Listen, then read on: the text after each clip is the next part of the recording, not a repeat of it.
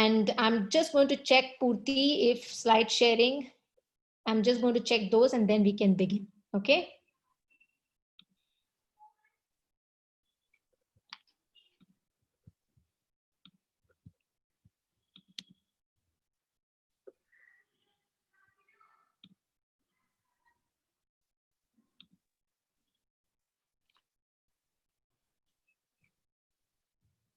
Okay, shall I start sharing Purti? Is this fine? Yeah. Okay, let's go. So here we have Purti sharing with us Montessori in our home for the elementary child. Hello, everyone. Thank you for joining in. Let's begin our conversation with a few lines written by Khalil Gibran on children. He says that your children are not your children. They are the sons and daughters of life's longing for itself. They come through you, but not from you. And though they are with you, yet they belong not to you. So beautifully written. So, we are here today to discuss how we can support our children to help them construct themselves. And we all know that we all are trying our best in our own ways to help them understand about this beautiful world. But many a time we have seen that they are not very keen to listen to what we say, isn't it? And they have lots of questions. Why don't you do it by yourself? How can I do this all alone? Not now, later. Why is he not doing? Why are you telling only me? I don't want to ride, and so on. Now, being a mother of two sons, I can understand the challenges you might be facing with your children. So rather than addressing the needs of the child today, I want to straight away talk about the problems which we face in our day to day lives in dealing with our children. I want to share a few instances from my life which initially seemed to be challenging, but with little understanding became opportunities of learning for me and my family. To begin with, after the lockdown, there wasn't, for a few days, there wasn't any routine at my home. We used to wake up by late morning, have late breakfast, have late lunch, and do whatever we feel like. Things were just lying around, and the mind was like, we'll do it later. What's the hurry? No? And most importantly, at the end of the day, there wasn't any joy, any satisfaction, any feeling of achievement. It was like we are not living but passing our days. And what eventually followed was a lot of arguments at home, lot of fightings between siblings, lethargy, delayed sleep, and of course, I'll tell them, that please do something. Let's not waste our precious time. But still, same laziness kept on going. Then I remembered the Montessori principles that telling them isn't going to work unless I show them the same, I model them the same. So I decided to work on developing my routine. And so I made up a timetable. But soon realized that, I can't keep up the time. I couldn't follow the same because what I wanted was a certain pattern in my life, and not a time bound format. So routines can't be timetable. So I worked on it again, and this time I kept it little loose, but ensured that there is a predictable rhythm in whatever I do every day. And then gradually, we all started taking care of our wake up time, our meal time, and worked on it to keep it constant. After setting the routine, things started getting better off. But still, I have to have conversations with the kids to do their work. And once again, I was thinking, now, why is this happening? Why I have to remind them again and again to put things at their place, And then I realized that they were not responsible. They are not responsible enough because I have not given them any responsibility. They are capable, they can lend a helping hand. So I divided the work and included them in doing daily chores. And suddenly there were conversation between the kids. Please don't take out a new glass every time. There'll be so many vessels to wash. When they were doing painting, I heard them saying that let's put a newspaper below the painting paper, so that it will be easy to clean. And the interesting thing is that earlier I had to remind them every time, to put the paper below it. But now, since it's their responsibility, suddenly that awareness came in. My elder son came to me and told me, Mama, it's so difficult to wash vessels. It takes a lot of effort in mopping and so on. So they understood that each work needs effort and time. They understood what we are doing and why we are not always available, to play with them. They became more empathetic, more responsible, and more aware. And they felt like it's their home. It belongs to them. And once they belong to it, they begin loving it and taking care of it. And I was careful to keep it that way. I never said them thank you, or never rewarded them with anything for taking care of their own home. We should do that. How many times have we heard our family members saying thank you for cooking food or for cleaning the house? I acknowledged it, of course, in the beginning to keep them going. Like I told them that I know you have put in a lot of efforts, or the house is looking so clean. But I never made them feel like they have done something great because it's our home and everybody is responsible for taking care of it. So from there on, we developed a routine. And believe me, things started falling on in place. So there was a constant wake up time. Then after that, we'll have breakfast. And after breakfast, it was work time. Now, at first, I thought a lot, what should they be doing during their work time? They should do little maths, some grammar, some social science, and so on, and whatnot. But, and I told them that they should do a bit of everything, or else they will forget everything, whatever they have learned so far. That's all, that's how we think, right? And after that, every day, I'll sit down. I have to remind them that, come on, it's work time. Let's do our work. And every day, every single day, I felt the friction, the resistance. They were doing it, of course, but there wasn't any joy. There wasn't any eagerness to learn something new. And what I realized is they forgot very soon whatever they learned during that period of time.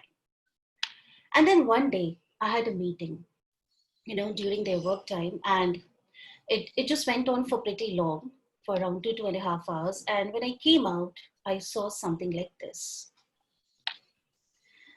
Now, these are the dominoes. And if you look at it closely, look at the spacing between the pieces. Look at the different kinds of objects they have used.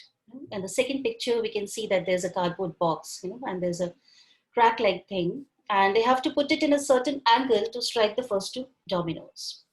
Now, to put them in such a way, needs balance and concentration. And what I saw is they tried and tested it. Again, tried, fixed it, and tested it. It was almost like, they're fixing their problems. They are looking at it critically and looking out for solutions. And for at least 22 times, they tried and finally it worked. And then there was a joy to see the pleasure, on their faces. It was just a 1 minute thing, but it made them feel like they have conquered the whole world, And then we know all these children, they wanted to talk and to tell, what they have done, why. So we discussed. We discussed about the angles. We discussed about the, spacing, and then what worked, what didn't work. Like earlier, they have put, 7 tennis balls in between, and it moved in different directions, but not the domino. So why? Why not? So the force, the speed, the weight of the ball, all those things which I was trying to help them with theoretically on paper came out as a practical application. And they did it for around 5.5 hours. They even forgot to have lunch in between because they were completely into it. So this is the power of our young 6 to 12 children. Yes, they can work tirelessly, continuously for long hours. They have lots of energy and are always interested in doing big work. And then I reflected and thought, what I want from them. What do I want them to learn? Idea of education is what? To help the child to develop, to help them to be independent, intellectual growth, so that they can take out their, they can make their own decisions, look out for their own solutions. Now, many of us would have gone to traditional school, and we have done trigonometry, calculus, and we have learned the dates on which particular war happened, right? And how much do we remember that?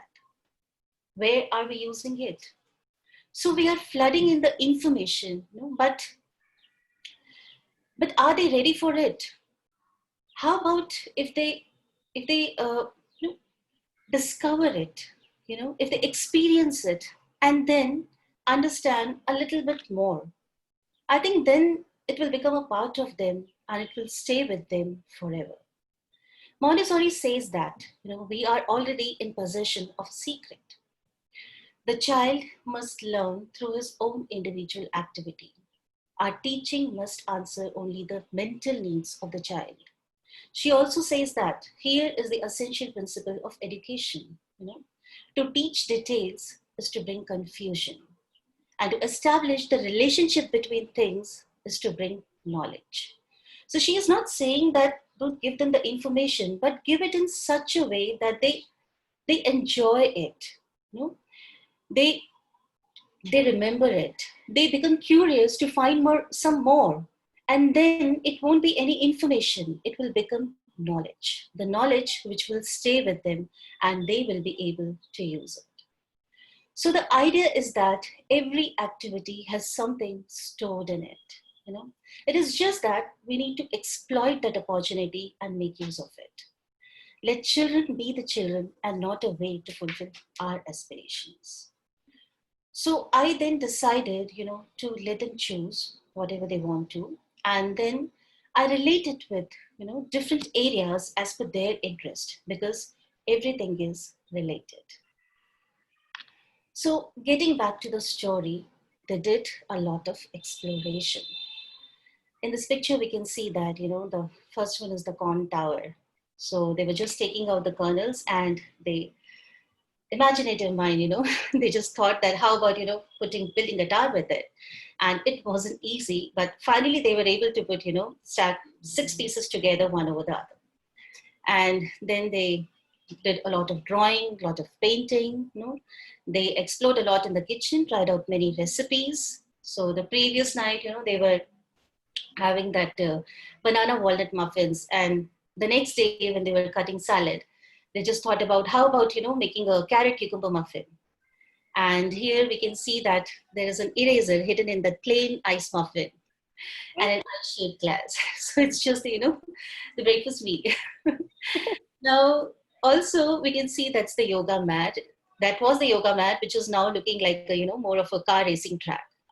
So that they did a lot of exploration, and then whatever they chose, we had a little conversation around that. And children were very much interested in knowing, why, how. Let's take an example here. Let's take the second one, the drawing of the car. So if I see that they have worked on the, shape of that, so we can talk about the different models, why do we need that and who makes that? So different manufacturers. The way they have drawn the tires here, we can have a conversation about, why need a variety? So what kind of tires we used in trucks and what goes in their bicycles, in their scooters. The color they have used to fill in, we can have a conversation, about how colors come into being, which was the first color that came into existence, how, why, how the colors are made up of, what are natural colors, what are synthetic colors, which one is good, what is the impact on the environment. So it's up to us basically which side we want to move the conversation. And during these discussions, I'm very careful, not to put my thoughts into their mind. What I want is just to let them begin thinking. And then, so usually I just put the thought in that mind with little discussion and then just leave them with it. Sometimes they take it forward and sometimes they don't. And I accept both the ways. So times when they take it forward and they want to know more about it, they will take out their books and find little more information and then we'll discuss about it. And the other times when like uh, we have now limited access to the books. So if they couldn't find that information, then they come to me and they'll ask me to find it online. And then I usually find out some short useful information for them. But I have laid out a very, I have set out clear expectations that whatever, if they are watching that short video, then they have to do some purposeful activity after that. What I have realized is that setting expectation helps them to understand, helps them to understand why, what we are expecting out of them. And then they do that work around that expectation. So they know that if they have watched that video, they have to write about it, or they can enact, or they can do an experiment around it. They can draw it and make it as a timeline or lifeline. So they can do whatever they want to, but they have to do some kind of follow-up work. So that expectation is laid out very, very clearly. Now, at times when they do things, it just becomes a little messy. I know what you all will be thinking, a little. and I completely agree with that. But what I have always seen, and I have realized that this clutter leads to clarity and creativity. We all learn gradually. Then why do we expect our children to be perfect in the very first try? Why their piece of art should always look like a masterpiece? When we begin making a dough, I think most of us would have tried making a dough, yeah? And almost all of us, would have made it watery in the very first try. And then we have learned from our mistakes. So then why we become so agitated by seeing their mess? When they do a mistake, they understand what went wrong. They understand where they have to work, what to take care of next time, right? So we need to give them some time, some space where they can find out their own errors. Even in history, if we see, many of the discoveries and inventions stem from mistakes, isn't it? So let's give them some time to practice and make it perfect. Now, we can change the slide. Thank you. Next one. Yeah. So here in the second picture, we can see that they are building a tower, and if you see that the first tower, that they're building it on the base is very thin, and they built it and it fell down. They tried again and fell down again and again and again. And I was sitting there and watching them and just felt that, come on, we can see that the base is so thin, but I controlled myself and kept quiet. And after a while, they realized by themselves, that, yeah, this is thin. So they changed it with the next thicker one we can see here. And I patted my back, of course. But again, we see here what's happening is it's getting tilted, right? And eventually it fell down and they couldn't understand why. And they leave it there, but I do hope that next time they will discover it. But the idea is that I didn't say a word, because this is something I know which they can discover by themselves. Now, another picture we can see here, this is the assignment they got from the school. Actually, little one got that, but they both worked on it.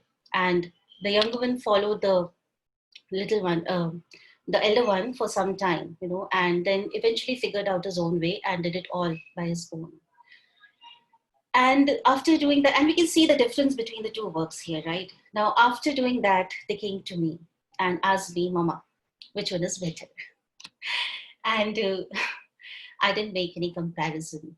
Okay, what I told them was, I told them that I can see that you have used different kind of spices, and so lovely to see the petals of the flowers here, you know. And then we both together discussed what, could have been done better. And they reviewed their work by themselves. By saying that this is just wonderful, I don't want to take away that opportunity to improve next time. I want them to believe in their capacities and learn to self judge and improve themselves. So the idea is that let them find out their own mistakes. It keeps up their self esteem. It helps them to be honest to themselves, right? And improve. And also, it helps them to appreciate others' work. Also, at home, I take care not to give my opinions. I step in only if it's really needed. Yeah, that's it. If they come to me with any doubt, I try not to give any direct answer and just show them the way, where they can look for that answer or think about it. I would like to share one example here. Like recently, my younger ones, like Umang School, gave him an assignment in which there was a script and they have to role play. So with their friend and exchange some dialogues. And it was an interesting conversation between two people, but it was a little tricky because there were some different kinds of names which were involved. So there was an introduction of the names, and the names were very different. Like the first person name was who, and the second one was what. So he practiced it, and but couldn't understand it completely and kept on getting confused. He came to me and asked me, and I told him, even I'm confused. Let's read it again. And we read it again and again. And then, so he had little idea, but still he couldn't understand completely. Then he practiced with his friend, and during that conversation, he found out that who is the name of a person. And he was so happy to figure that out that he had a whole conversation, which was pretty long, with me, with his brother, and with his father. So I think the more they ponder over a problem, they struggle with it, the more elated and satisfied they become, after getting that solution. And then there is a joy in learning. So I take care not to take away the joy by giving them the answers beforehand. Having said that, I do agree, that sometimes we find them indulge in very, very different kinds of activities. Like one day I came out from a meeting and I saw them that holding imaginary swords and making the sound zing, zing. And, for a second I was like, what? So many thoughts flashed in front of mine. Being a Montessori trained adult, it's negative, destructive behavior, yeah, activity without purpose, and whatnot. So but I calmed myself down and I told them that, no, I'm not going to say them a direct no. Because what I have realized is if I say a direct no, they become more interested in that. So what I did was I just joined them for a few seconds and then I started the conversation. Okay, so which kind of swords are these? It is made up of what material? Do we still use a sword? Why not? And then we do different kinds of swords also. And then they found about why it was used and, how we are protecting our country now. And then defense system also came into the picture. So the idea is how to turn the negative instances into positive ones without highlighting the things, they are doing. But children indulge in so many different activities, and many a time surprises us. But I have realized that, if we look for the solutions rather than considering it as huge problems and making an issue out of it, it fades away over a period of time because we are not paying any attention to it. Yes, it takes time, but believe me, if we are positive and consistent in our efforts, things do change. Having said so, I do want to say here that every day is not the same.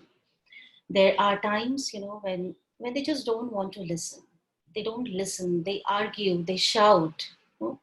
And I think it happens with us also. You know? Even I do lose my patience and I shout at them.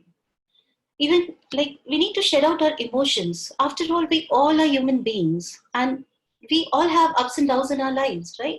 So, like us, I feel children should also need some time and space, to get out of these emotions.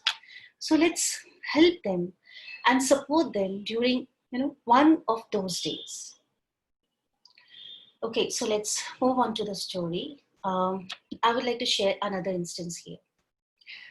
My elder son will always lie down and work. And I was always like, what, you don't have the energy to sit down, no?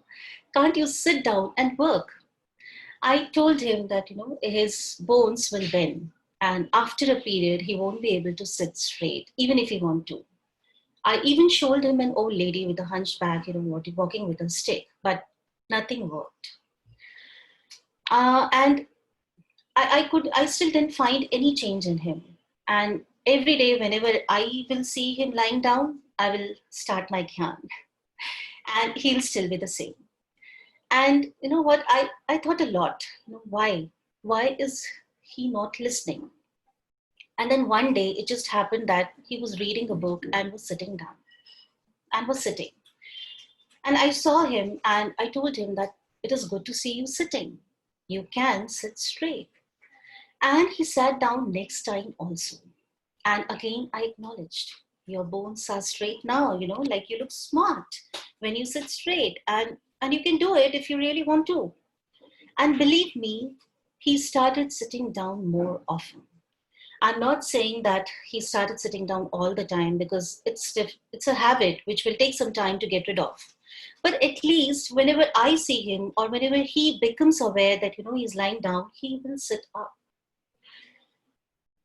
So the point is that he started acknowledging what I said and he started working on it. And why did it happen? What do you think? Why did it happen?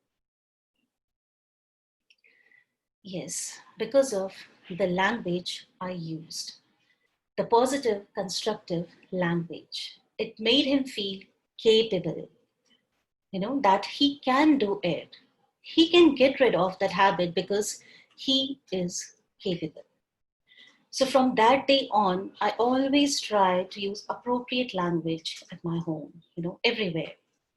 And I'm still saying try because it's not that easy as we all are, used to speak in a different criticizing manner. But also it's not impossible, because if we are conscious about it, it will not take a long time for us to reach there. And believe me, it matters a lot. We try it out today itself. It changes the way we approach. It changes the way they feel about it. It is magical. My trainer, he always used to say that they will say or do things with children, which you can't say or do with your colleagues. Our children are young and they are continuously judging us as they are forming their opinions about good or bad. They are developing morality and they are making their opinions based on, their experiences. Like one day, my son had a WhatsApp video call with his friend and he has a chance to look at his place. And looking at his place, he told him, that, wow, your house looks so clean. It's beautiful. And I was listening to that conversation and I was like, no words. So children are sensitive and observing and watching us all the time. What are we doing? Are we just telling them to do things or are we also following the same? Are we grateful and respectful of others or are we just pretending it? How are we reacting to the situations? Are we agitated, calm, show our anger with a loud voice? And believe me, they are at a stage, where they can understand between which is what is good and what is bad. And they are learning from it. It is giving them the idea of how the world is around them. So I think we need to be very careful, very, very careful the way we react, the way we behave, and the way we speak. Now, one more important thing I have realized is building relationship with our children. I felt, that I have a strong bond with my children. They understand me. But I got to know from my mother that the elder son, that the elder one, he wants a new bicycle, and she's planning to gift it on his birthday. But somehow it made me feel a little disappointed, because all this time I was thinking that children can come to me and share their problem. They can ask me whatever they want. But the truth is that they didn't feel the same. They never came to me, they never approach me with what they are thinking. So we should ask ourselves, is it that we feel that the bond exists, or is it the child which is exhibiting to us? And I think we need to develop this bond and nurture our relationship. They should feel like they can come to us anytime, and they can, open up, they can share their feelings. And and I think this is going to happen only if we spend a little more time with them. We can play a game, we can have a meal together, or share our emotions, our feelings with them, or just listen to them. We just patiently listen without uh, without making any judgment about them. The idea is to let them know more about us, and at the same time, also to introduce our interest to them, and at the same time to know what's going on with them, to become aware of what's happening with them. So uh, next one, next slide, Kavya.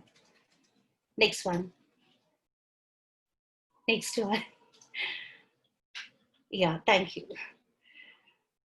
So whatever we want for our children, like math, writing, reading, independence, all that can happen if we can understand them, follow them, and guide their choices with little planning and thinking. I would like to share one last example here. I know so many examples. Now, this is the last one. I realized that my eldest son, was not interested in any kind of writing work. He reads a lot and he's a voracious reader. But we all know that, writing is equally important as reading, right? So I tried many ways to make him write. I spoke with him like about the importance of writing. I even made a timetable with him where he agreed that he will write. I even forced him, that now you have to write. But believe me, nothing worked. When I made the timetable, he always missed out the time, and it somehow left a feeling, of guilt and incapability of keeping up with the time. When I just spoke to him without any follow up, he forgot about it. When I forced him to do it, it created more resistance and more unwillingness towards it. Then I realized and recalled from my training that these children need a variety in repetition. If we want them to practice something, we need to bring it in different ways which calls out to them. So I started thinking of different ways, and to make him write. And it just happened that um, I had to buy some groceries. So I just gave him a pen and paper and told him, okay, let's write, let's make a list, what all we need to buy. And also I made it like a guessing game. So I told him that, okay, let's list out the things we need for making a dosa. Let's list out the things we need for making a chapati, or what goes into baking a cake. And he just enjoyed it. So he wrote happily without making any fuss about it. And then when we got the delivery of all these items, he surprised me with something. Yeah, so here we can see in the first picture, this is the side door of a small cabinet, which is two shelves. So what he did was he sorted all the items into two shelves and listed out the names of each item that goes into that respective shelf. And then not only just this cabinet, he did the same with all the cabinets in the kitchen, the top one, the bottom one's all. And it didn't stop there also. he filled in the things in the boxes. So I have like 5 kg, 3 kg, 1 kg boxes. So he filled in the boxes, and the last one we can see that. And what he did was he pasted a list of the items on the lid, what all goes into that box. And again, not just this box, you know, he did that with every storage box in the kitchen. They are always interested in doing big work, you know, and I think this leads to many other things, you know. So we know these children, they now want to talk about it. So we spoke about, we spoke about the different packaging they used, the Tetra bags, the cardboard, the plastic. And when they were putting it, they were grams, some were in kilograms, some were liters. So we had a discussion about that. And also about the capacity of the boxes, because there were different sizes of boxes. So I learned my lesson that we just need to come up with, little exciting ways and challenging ways to help them begin things, and then they just take off. And I just want to add on here that it's still going on, because now he has taken responsibility on his own, for taking notes for his youngest brother's assignment during his sessions. Actually, it just happened that I was a little busy and I requested them, to help me for one time. But now he's doing it every time, on his own. So we can always reflect and, work to move our children closer to enjoy their life experiences. Montessori is never about just academic learning. It's always centers around the idea of independence, character building, empathy, and peace. It's all about preparing them for life, creating a love for life, creating a love for learning. So with little observation and planning, we can turn the so-called never-ending problems into our favor and grab the opportunities to make it an enjoyable learning experience for our children. Children who are the future of this world, who are the peacekeepers of tomorrow. I was going through the AMI updates and I found these lines written by Arnold Bennett, with which I would like to end the session. It says that the chief beauty about time is that you cannot waste it in advance. The next year, the next day, the next hour are lying ready for you as perfect, as unspoiled, as if you have never wasted or misapplied a single moment in all your life. You can turn over a new leaf every hour. Thank you.